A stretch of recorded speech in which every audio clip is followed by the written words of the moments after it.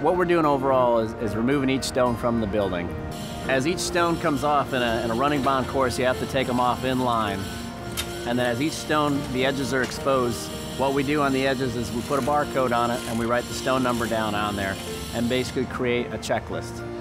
They take a couple more pictures, make sure the stone is good for traveling. It doesn't have any hairline cracks and it's not going to get damaged in the process of transportation. We have digital calipers that measure each of the stone's locations up to 1,000th of an inch. And then that kind of gives us the starting point of where the stones are at. We label the stone to make sure that that same panel goes in the same location where it used to be. Logistically, with a 400-pound stone, you want to engineer out all the safety hazards that you have with a stone like that. So you don't want people having to manhandle these things and wrench them around, because the stones also are kind of delicate. They got very sharp edges on them and stuff that could ding. So what we've tried to do is engineer out all the hazards on handling them and mechanized all the lifting. Every stone is 400 pounds. We take the stones off. We put 4 on an A-frame.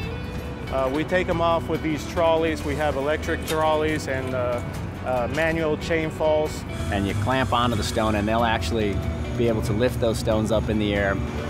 After they're up in the air, the monorails can move them horizontally. When the stone gets to the shop, gets brought in on the A-frames, it gets loaded onto the conveyor, which then sends it through the milling machine. All the repair work that's needed to be done to each individual stone is done here in the shop before it goes into storage. And then they'll bring them back and they'll put them back up into the stone yard. So basically everything's mechanized. There's nothing that's really physical labor that's actually moving these stones around. Per day, right now, we're averaging about 50 stones on, 50 stones through the shop, 50 stones off the building. We got 17,000 stones overall. They have to be removed from the building, refabricated and/or cleaned, patched, repaired, and then put back on. We've taken off so far about 10,000, and we have reinstalled 6,200 so far to date.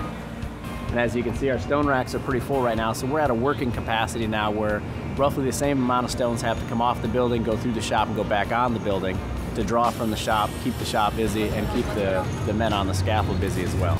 There is a lot that goes into our day-to-day operations that work around what the gallery has going on, so they can stay a living, breathing entity, you know, serving the public and it's, you know, serving the trustees that make this museum what it is.